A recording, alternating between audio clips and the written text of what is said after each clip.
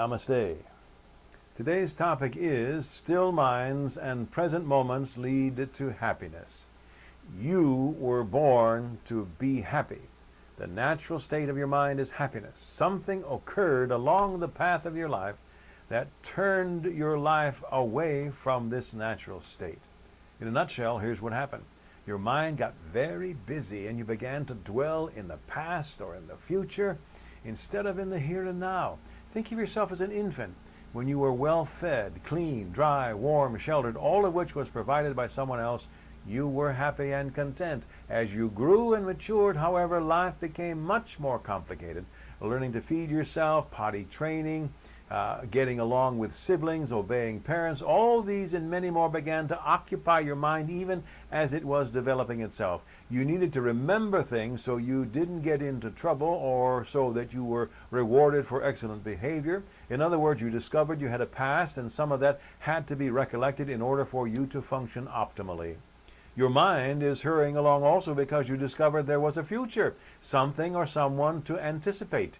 You even learned to prepare for what might happen in the future. Your mind was no longer still for any period of time. You no longer lived in the present moment either. You can see, I hope, that none of this casts any blame on you for the lack of happiness you have in your life to this point in that life. What happens next in your life, you do have responsibility for because you are creating your life even as we speak. To create happiness again, you need to still your mind and live in the present moment as you did as a well cared for infant. Still minds and present moments lead to happiness. What does a still mind do for you? It allows you to detach from every distraction. Everything that has happened in the past or may happen in the future is a distraction from which you need to distance yourself. You acquire a still mind by developing some form of meditation in your life on a consistent and long-term basis. There are many forms to choose from, and you need not limit yourself to one form. Tai Chi is an example of meditation in motion. Listening to meditative type music is another. Mentally speaking mantras or chanting aloud Om are additional ways of meditation. An easy internet search will give you all the choices you need. When you are practicing a still mind for yourself, you then can more easily practice living in this present moment.